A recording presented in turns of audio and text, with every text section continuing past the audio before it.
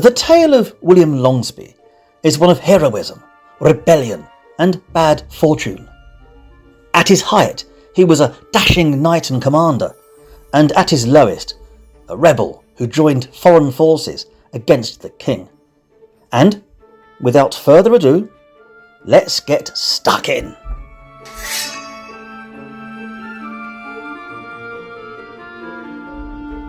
Now, Longspee's tale begins somewhere in the mid-1160s, where a boy was born by the name William. His mother was most likely a noblewoman known as Ida de Tosny. We cannot be sure, but we know exactly who the father was. He's none other than King Henry II, and Tosny was a mistress to him in her younger days. Now, I bet Queen Eleanor of Aquitaine was thrilled. But that's Henry for you. He's the king famous for the murder of Thomas Becket, the Archbishop of Canterbury. He's the king that would one day place Eleanor of Aquitaine under house arrest for years. He is the king that wars with his rebellious sons. Now, young William had 4 half-brothers: Henry, Richard, Geoffrey and John. Yes, that Richard, and yes, that John. He has some half-sisters, including Joan and Eleanor, but he probably didn't see much of them in his youth. And we don't really know anything about his childhood. It was never written about. We can give an educated guess that he grew up with Hubert de Burgh, given the familiarity with the two, evidenced by a letter sent in later years. So if this is the case, and they grew up together, well, we know that de Burgh grew up in Burgh next Elsham, Norfolk. Maybe Longspee was raised there, fostered with him in a noble household. And we don't really know much about de Burgh's childhood either, or even his parentage. We just know he's a few years younger than Longspee, and that's about it. Other than they would have certainly had a military upbringing, learning the arts of knighthood and chivalry. We also don't know where William stood when it came down to his other rebellious half-brothers, who fought against their father, the king. Out of these semi-siblings there will be tragedy. In 1183, Henry, the young king, dies tragically of dysentery while on campaign. But unfortunately we don't know how this affected the young knight known as William. Nor do we know his reaction when Geoffrey is killed in a jousting accident in 1186. And Geoffrey's death would have a great impact politically, as he was the Duke of Brittany, and his son Arthur has a better claim to the throne than John in the eyes of many. Right, so let's deal with things we do know.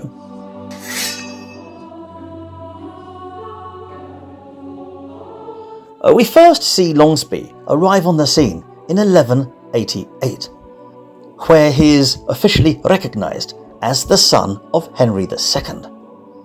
He is given the honour of Appleby in Lincolnshire. Nothing great, but it's a start. He seems to already be a well-established knight, as even though nepotism certainly existed back in the 12th century, there was still a good level of meritocracy when it came down to military duties and titles. And in case you're wondering what an honour is, well, it's pretty much a barony. This is his domain. He's in control of the lands and gets to reside in a spanking new castle in Lincolnshire. In military terms, he's now quite a high-ranking officer. He's a lesser magnate. And he's only in his late teens, and not even 20. Being given Appleby meant something, as he'll have men underneath him, other knights. William is going up in the world. And with all this, he'll require heraldry. So he takes the coat of arms from an ancestor, Geoffrey, Count of Anjou, the father of the king. This is also where he adopts the name Longspee, meaning longsword. Again, taken from an ancestor, William Longsword, the Count of Rouen, and son of Rollo, the first Norman to carry the title. So, already by 1188, all that makes him, is pretty much in place. All William needs now is a wife and a promotion, and you've got the figure known to history.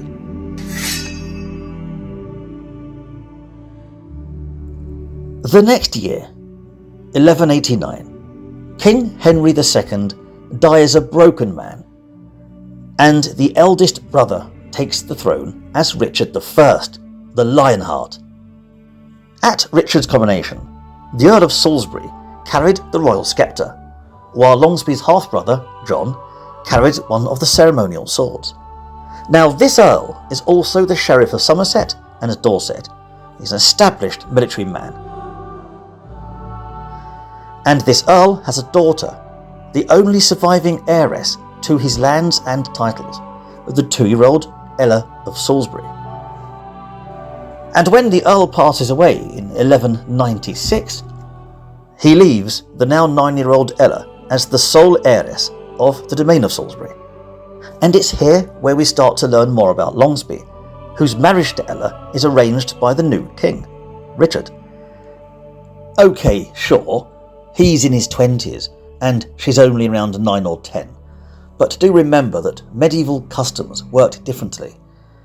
Marriages among the nobility were purely political, and marriage was a way to secure the lineage. So nothing dodgy's occurring, it's just a different era, and they did things differently there.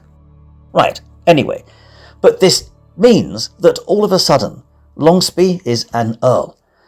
But it's not a huge moneymaker, and he'll never be up there with magnates such as the Marshal or Ralph de Blondeville, and not in finances anyway. He doesn't even have his own castle, as the one at Old Sarum in Salisbury belongs to the king, Richard. And there, Longspee commands a garrison of 50 knights, known as the Salisbury Menhirs.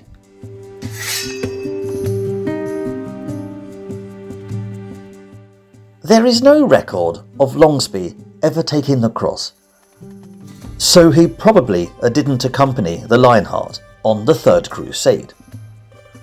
At that point, he was most likely still in Appleby, no doubt dealing with his half-brother John's shenanigans when he tried to usurp the crown.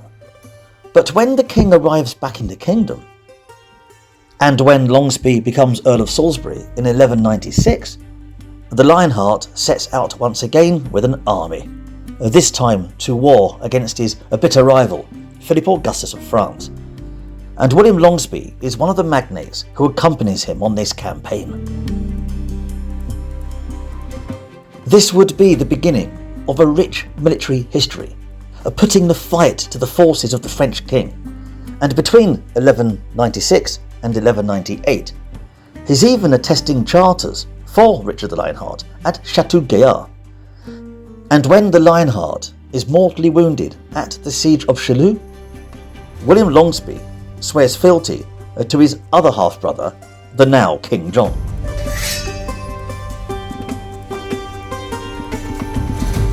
Actually, I'd love to know exactly where Longspee stood while John was usurping the throne. I mean, was he loyal to John? Somewhere. Or Richard? Most likely Richard. But Longspee was good friends with John. They used to play board games together. John gave him generous gifts. So it does make you wonder. He could have even played it safe and stayed neutral. And now John is on the throne, that relationship still continued. Sure, is not quite a favourite, but he was certainly working on it. On several occasions, the king would appoint Longspee the Sheriff of Wiltshire, stopping short of making it a permanent position. He's also sent on several diplomatic affairs, including teaming up with William Marshal, as they both escort Llywelyn ap Iorwerth, the Prince of Wales, to a meeting with the king. Longspee has become an important part of John's court. The only real problem Longspee had with King John was him lusting over his wife Ella, who's no longer a child at this point, but in her late teens. And do take in mind that it's the wife of his half-brother, the scallywag.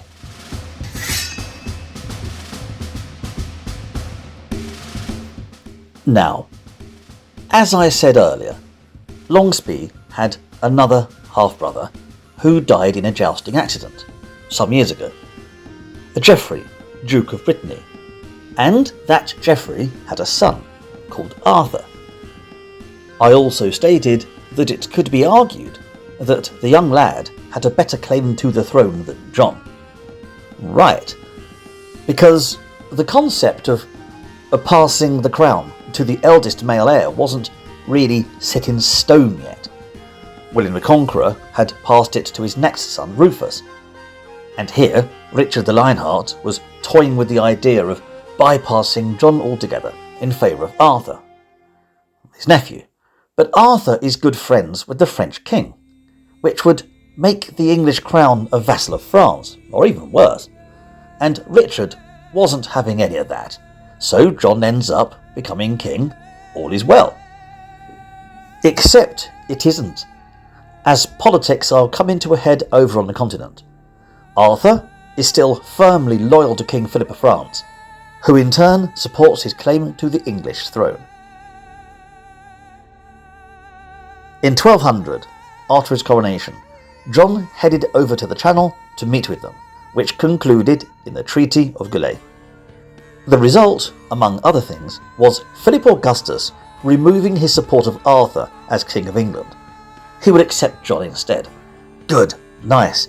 Also, John had a sister, and that sister had a daughter, the headstrong teenager, by the name of Blanche of Castile, and she was set to marry Philip's young son, Louis the Lion.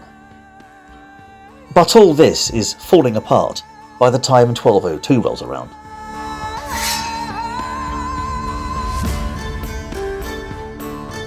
This time, it's not just the controversy with Arthur and Philip, but the king marrying Isabella of Angoulême. So Isabella's jilted lover, Hugh de Lusignan, has now joined forces with Arthur of Brittany, who's around 15 and has just been knighted by King Philip of France. Together, all three are proving a right pain in the backside. Well anyway, that was a bit of a tangent, but it gives you a background as to why Longspee musters the Salisbury Minier and joins the king on a military campaign on the continent in 1202, landing in Normandy in the summer of that year. With them are William de Warenne, William de Roche and William Marshal. Including Longspee, that's 4 Willies! The plan is simple. Lusignan and Arthur's forces are to the south, and this is where John aims to contain them. To the north, Philip Augustus has raised a sizable army, and they need to be held off. So John plays it safe and relies on a string of castles as defence against a two-pronged attack. Right. Also to the north is the fortress Chateau Gaillard, commanded by Roger de Lacy. Everything's going well. Things change when Lusignan and Arthur turn their forces towards the castle of Mirabeau, where the king's mother, Eleanor of Aquitaine, resided. No sooner had the siege begun, but an enraged John had taken a large force, along with William de Roche and William de Braose, to aid his mother and send the enemy to ruin, leaving the Marshal and Longspee in the north to deal with the King of France, Philip Augustus. The English king utterly crushed Arthur's forces at Mirabeau.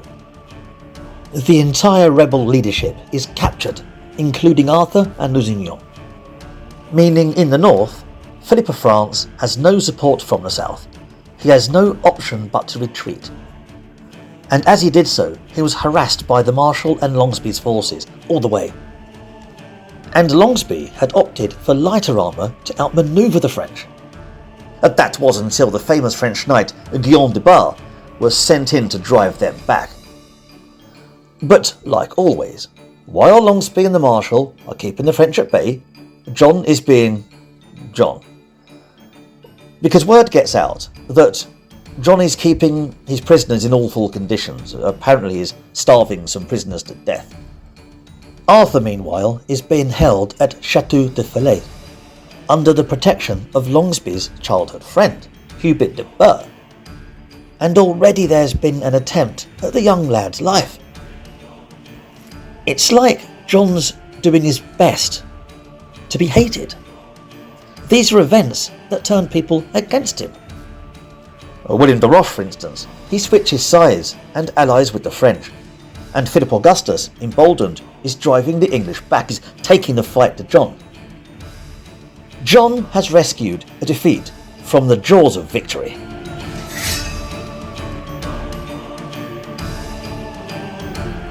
Made worse when it emerges that Arthur has been murdered. Possibly by de Braose, possibly by the king. A controversial issue where some key magnates, like the Marshal, possibly Longspee, probably knew more than they let on. Either way, from here the campaign is a disaster, and by 1204 Chateauguay fell and Normandy is lost as Philip Augustus swept across the lands. Knights with lands in Normandy lost everything. Well, most did. Some made private deals. Longspee? Well, the king rewarded him with Gascony, as well as the Cinque Ports and command over Dover Castle. Though Dover Castle will eventually be commanded by Roger de Lacy, the chap who did so well at Chateauguay.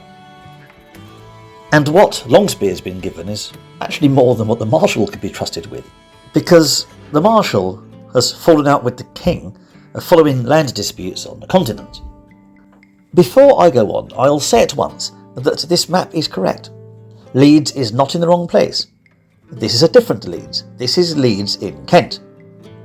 Anyway, so King John trusts his half-brother with the Cinque Ports, a string of castles defending the southeast coast, as well as Dover Castle, protecting the English coast from an imminent French invasion, because there is clearly a very real threat of a French invasion, as King Philip has made that clear. Hence the need to bolster castles, look to the ports, as well as supporting what lands they still had on the continent. The war was far from over. It's just politics saw things differently, and so did fate, because Eleanor of Aquitaine passed away, meaning the domain had to be secured. No problem, John plans to go there anyway. Only many barons refused to support the king, and the Archbishop of Canterbury, Hubert Walter, was blocking any military action. Then, by mid-1205, the Archbishop was dead. Once again, the king looks towards Longspee, who takes the Salisbury Minier to Poitou, along with the king's illegitimate son, Geoffrey. Really? Oh, not that Geoffrey. Oh, sorry. No, Geoffrey, King John's illegitimate son. Anyway, they're about to go to Poitou. But not before spending Christmas in Oxford with the likes of William Marshal, who's now backing the king's good books, more or less, and Ranulph de Blondeville. Quite the feast. And when Longspee does arrive in Poitou, he finds himself in a bit of a pickle. Oh, nothing's going wrong over there, but he's supposed to be joined by the king, and the Marshal, and the rest. Yet the other magnates simply won't support the effort, and the king doesn't sail. And when the king finally does arrive after knocking some heads together, instead of backing up Longspee, he's diverted to Gascony to put down unrest there. Once again, the war ends in a truce between John and Philip Augustus, hence the expression soft sword.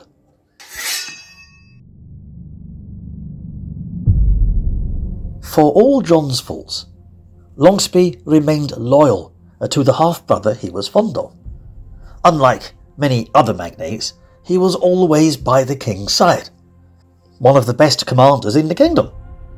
10 years ago, he started with the 50 knights that made up the Salisbury Minier, and now he's responsible for guarding the kingdom's shores, giving orders to men like Roger de Lacy and the rising star Fawkes de Brou.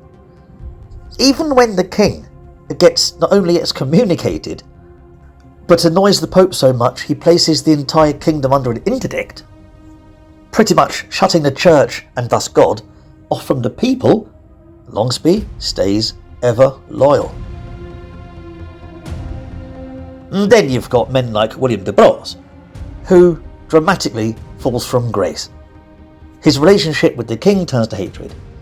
He flees to Wales, making the matter worse.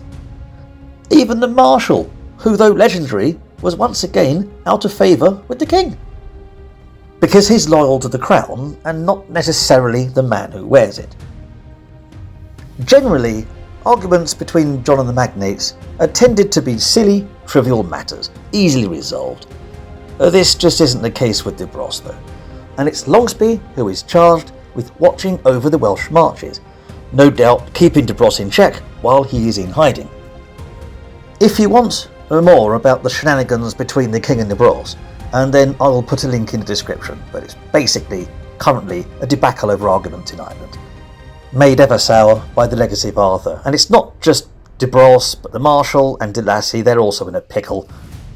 But anyway, once deemed a traitor, de Braose is stripped of his lands and titles, which are given to Gerald de Athy, Fulk de Brew and Piers Fitzherbert, of knights who take orders from men like Longspee and Ranulph de Blondeville, a local martial lord. But all the while, the king is preparing a campaign to the continent to wrest his lands back. But this isn't going to happen, is it? Because, fleeing Wales, the treacherous de Braose then heads to Carrickfergus in Northern Ireland to seek sanctuary with the de Lacys. So, in 1210, the king abandons his French campaign and heads to Ireland to catch the traitor. In fact, now he wants de Braose and de Lacy. Anyway, during this time, Longspee is by John's side. So I will say that for all John's faults, he's not unreasonable, and his tempers wax and wane. Hence, men like the Marshal always get back in his good books, and here in Ireland, John resides at the Marshal's castle, and here Longspee seems to be on a better standing than the legendary knight, who was once again out of favour, and is forced to pay for the trip in order to be forgiven. Now, I say this because all we've heard about John is bad points, and I've delved into his darker side during not only a 12-part series, but with William de Braos's own story. Yet here is a soldier, a magnate, a knight, who simply gets along with King John.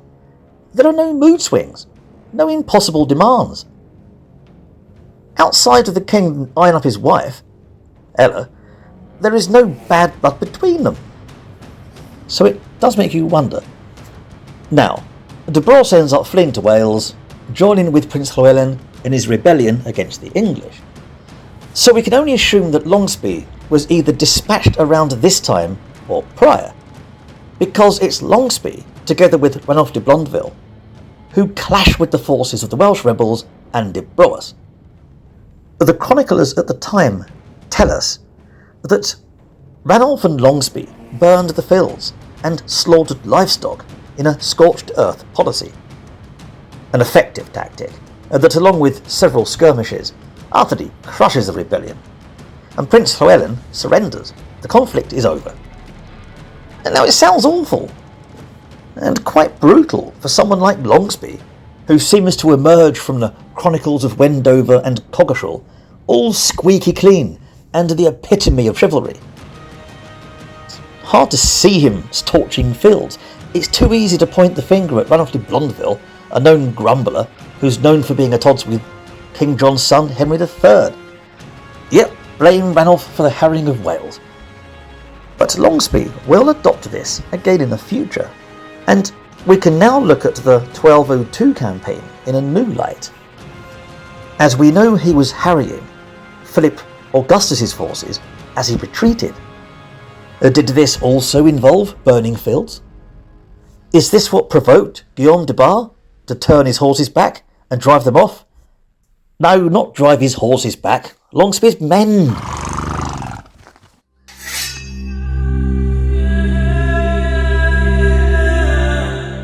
I will take the opportunity now to explain more about Longspee's relationship with his wife, Ella, and their children.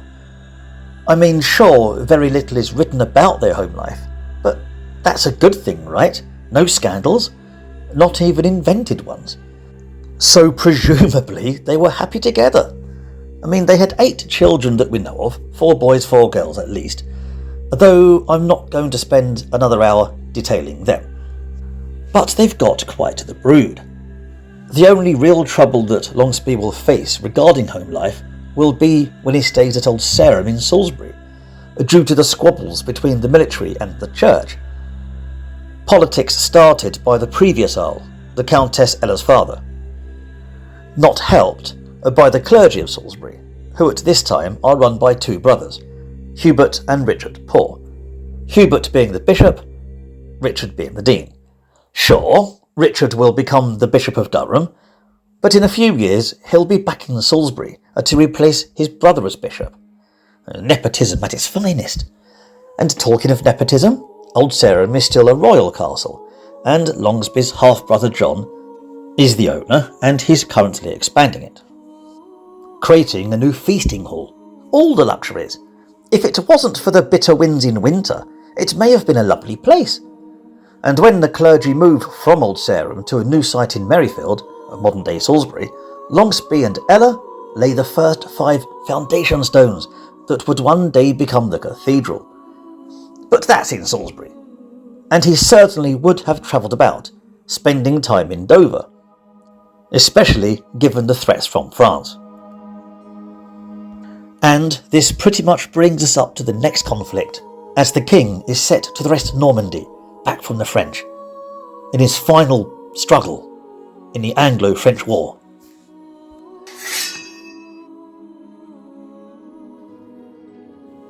In a nutshell, King Philip of France is still bent on invading England, made worse by John's excommunication. French territories are expanding by the year, and something had to be done about it.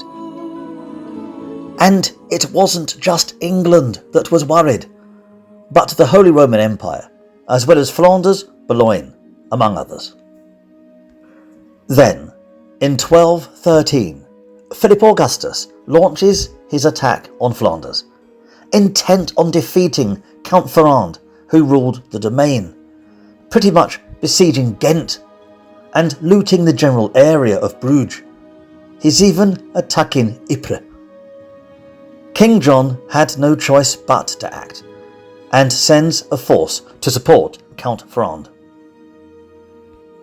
Enter Longspee. Because Longspee is given the charge of the entire English fleet. The number of ships is annoyingly not recorded, but it would have been a mix of heavy galleys and lighter cogs. A standard affair for the era. The crew? A mix of English and Flemish troops. As for the mission...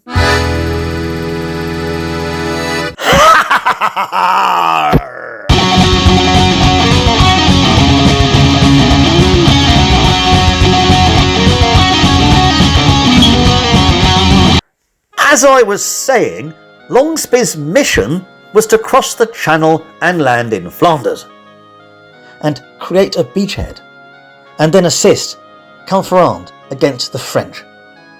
No easy feat, and one heck of a risk.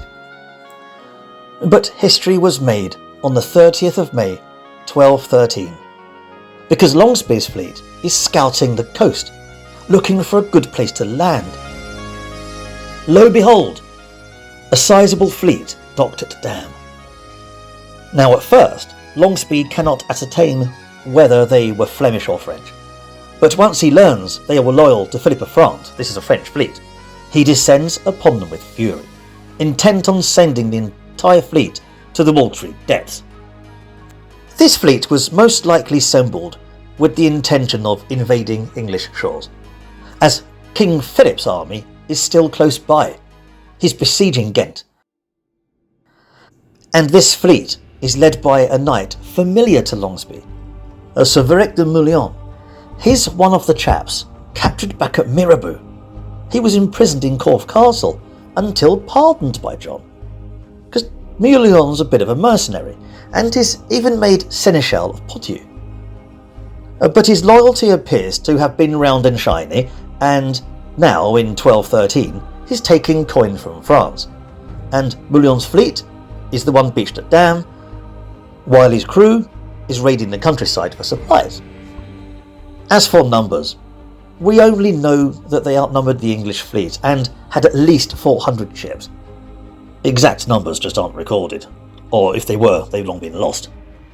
But it was a mix of galleys and cogs, laden with tons of bacon and wine. Sounds more like a Canadian fleet if you ask me. Anyway, due to most of Sir Veric de Mouillon's crew looting the general area, many ships were either unmanned or working on a skeleton crew, leaving little to no resistance for Longspee's assault, as the English came crashing down upon them. By the time they could react, around 300 ships were captured. This wasn't a battle, it was a slaughter. And this would carry on until the next day. Other ships burned, as the Earl of Salisbury deployed his forces on the shores, slaying any French they encountered.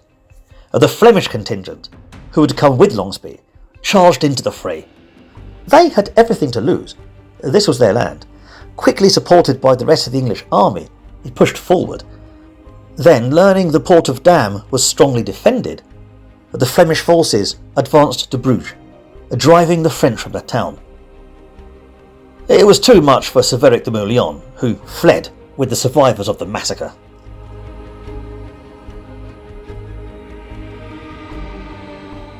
Meanwhile, King Philip raced the 50 miles from Ghent to Damme, abandoning his siege, but it was too late. By the time he arrived, around 4 days later, Longspee had put another 100 ships to the torch and made a beachhead.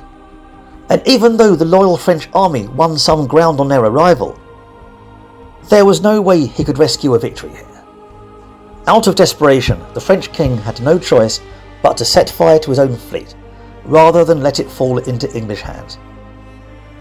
And he fell back, pulling his forces from Damme, burning it as he went.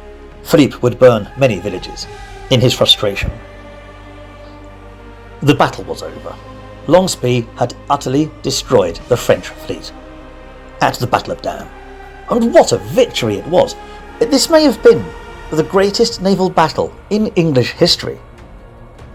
But it certainly was at the time. I mean, yeah, sure, we got things like Trafalgar, but we've got to think about the bounty, as it wasn't just the victory itself, but the loot recovered from the French. Because according to the history of William Marshall, never had so much treasure been looted from France by England since the days of King Arthur. This was a staggering loss for the French. And King Philippe had no choice but to give up his plans to invade England entirely. The tables were now turned. He could only watch as reports poured in about a coalition of English, Flemish and Imperial forces plotting against him. King Philip was going to need to pull a rabbit out of a hat or lose everything. And that rabbit would emerge the next year on a lazy summer Sunday.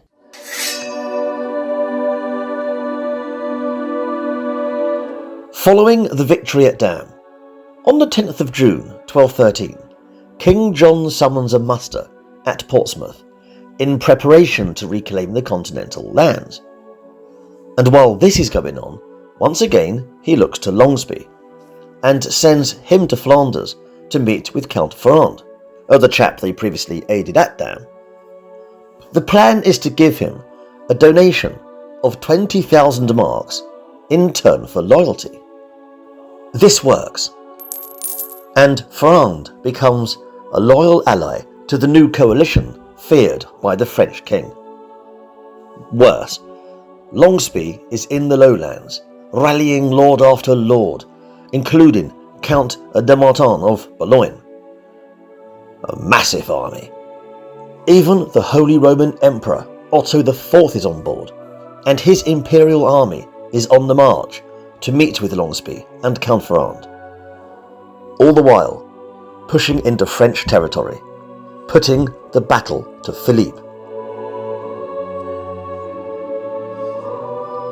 Now I mentioned that our hero, Longspee, will use scorched earth tactics again, and it happens here. We have the monk, Roger of Wendover, to thank for his report on what happened. He pretty much accuses Longspee of delivering absolute devastation on the French, letting his forces loose, rampaging through the countryside in the cruelest of manners, slaying all they came across. They spared no one, according to Wendover, not even the women and children. Horrid tactics, with the sole purpose of provoking the outnumbered French king into a pitched battle. A battle Philippe had no chance of winning. And all the while, King John had landed in Normandy in the south. By April the next year, with no choice but to meet this challenge, King Philippe rides out, mustering his forces. But he'll have to split his forces to keep John at bay in the south, so he sends his son, Louis the Lion, to meet them with a contingent of 700 knights. It's not much, while the main French force moves to face this coalition, which is now led by Count Ferrand, de Mortain and Otto. Overall, King Philippe must have had a maximum of 7,000 men, and only a quarter were knights. I mean, French knights did have a fearsome reputation, but still, there was no way they could win here. Right. There are a series of battles in the south, where John faces off against Louis the Lion, the France's heir apparent, the Dauphin. But we're more focused as to what's going on in the north, as the coalition waits for the arrival of Emperor Otto. They've got around 9,000 men altogether. They outnumber the French. It's a colossal force containing some of the best knights in all Europe, much more than the French. But even so, the English king is being tied up in the south and is absent in the north, so it's Longspee's job to lead the English contingent. He's already managed to recapture much of the Flemish lands lost in the previous year. Then one day, Philippe learns that his forces and that of the enemy were but 10 miles from each other. They were that close. Faced with no other option, he retreats to the city of Lille, slipping away from the enemy, in a column formation that ran for several miles. At one stage, they were trying to navigate a bridge, an easy task, taken at leisure as there was no enemy in sight. It was a lazy summer Sunday. But the French soon learned that this was not the case, as the coalition had caught wind of Philippe's retreat, and were about to slam their forces into the column as it fell back. The French had to act, and lines were quickly drawn. The Battle of Bouvines had begun.